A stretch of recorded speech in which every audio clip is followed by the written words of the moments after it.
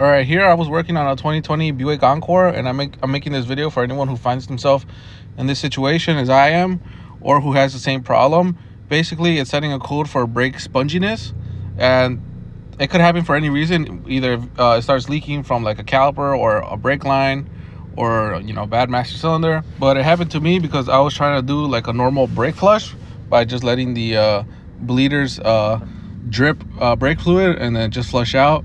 But because it loses pressure by doing that, it sets this code. It's not supposed to lose pressure. It's supposed to always have it, and you're supposed to use a pressure machine that keeps pressure on the system. And it sets this code C2A20 sponginess. But like I said, it could be for any of those other reasons, for any like brake fluid loss. So if you have this code, there's a procedure to clear the code. First of all, I got lucky because because that happened to me, I was bleeding the brakes with someone else. I was telling them to, pump the pedal, and then I opened the bleeders. But as it was doing that, it was like activating the I guess like some type of pump for the brakes. So it's a little hard, but eventually I was able to bleed it and get the brake pedal to be hard again. But even with the brake pedal being hard and me test driving it, it would not clear the code. And there's a reason for that. Like I said, there's a way to clear the code. And if you read this right here, this is the way to clear the code. Like I said, first of all, you want to bleed it. Then you want to turn off your ignition for 10 minutes. Then turn your ignition on with the engine off. Leave it like that for 15 seconds. And then you're going to apply and hold your brake pedal. It's going to hard, like really hard. It wants to see 1,131 PSI. And then when you're holding that brake pedal, you're gonna hear like clicking coming from the from where you're holding from where the brake pedal is, and that's because it's self-calibrating. And like I said, you want to hold it hard. I'm gonna show an instruction sheet that says you want to do that for 2 minutes, but here it's saying you just want to hold it until it stops clicking and until the lights come off. I don't know if I mentioned this, but at the beginning of the video, I did show like the screen. If it does have this code, it sets 3 lights. It sets the brake light, traction control light, and the check engine light. And once it clears the code, it should take off the brake light, traction control light. I'm not sure about the engine light. You might have to clear it because it'll have a code for like ABS module requesting check engine light, something like that. But yeah, that's my story. That's how I got it to clear. The correct way to do it, I'm going to show right now. There is actually an instruction sheet here. And basically what it wants you to do is basically everything I did, but a little more, I'll explain it. So for the first thing, it says you want to turn your ignition on, engine off, and then deactivate your brake boost system. And you do need a scan tool for this. And once your brake boost system is deactivated, you want to see if there's any brake fluid loss. And personally, that's when I should have done the brake bleed, because if you deactivate the brake boost system, it'll be activating as you're trying to bleed it, which is what was happening to me. And that's why I was saying it was kind of hard to bleed it properly, because it kept activating the brake boost system. So with the scan tool, deactivate it and then try to bleed it normally by pressing the brake pedal, open the bleeder, go through that.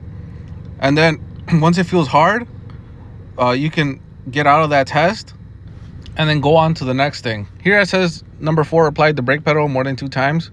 And I'm guessing that's to check the if it has any basically if the pedal is hard, if there's any fluid loss. But then you go to your next test, which is the brake hydraulics test. And there's a test for this on the scan tool. All of these tests are in the scan tool. And basically what happens is the system will test itself to see if there's any leaks.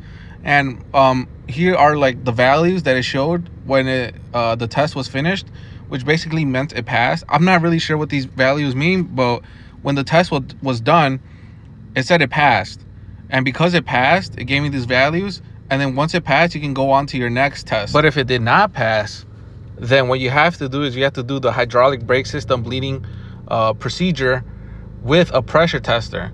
That's where, unfortunately, if you do not have that pressure machine, then it won't let you pass, and you can't do this procedure because it'll still set that code. It'll still see the sponginess. And like I said, this is also in the scan tool. And unfortunately, in this case, if you don't have the pressure machine, then you might just have to take it to a dealer or someone who has a pressure machine. But If you're lucky like I am, it did pass without the pressure machine. I was able to bleed it. Like I said, you can go to the next thing, and if it, like I said, if it doesn't pass, maybe try to bleed it again and try to run that pressure test, the brakes hydraulics test again, to see if it'll pass. But I feel like you can get all the air out just by bleeding it normally with like a 2-man job, someone on the brake pedal and someone opening the bleeders, because I was able to do it, and I like really messed it up. I like drained it completely, and I got the master cylinder empty by accident. So like I said, that was a really big mess up on my side, but like I said, I was able to fix it just without the pressure tester. I just needed that I just needed to know this information, and the scan tool also kind of helped. But like I said, if once it passes the test, if it does, then the next thing to do is just go through this procedure of turning the car off for 10 minutes, and then after the 10 minutes, turn the ignition on, engine off for 15 seconds without pressing the brake pedal. Wait for the 15 seconds, and it's right here it says to press on the brake pedal hard, which is the 1131 psi it wants to see. And then it says here to do it for 120 seconds, which is 2 minutes, but it's actually a lot faster. It'll self-calibrate within like 20 seconds, I think. When I did it, I held it really hard for like 20 seconds. I was hearing the clicking coming from the brake pedal area, and then once the 20 seconds was up, the actual lights for the brake light and the traction control light actually went off on their own, and then all that was left was the engine light. And then I was just able to clear that with my scan tool. So that should be it for that.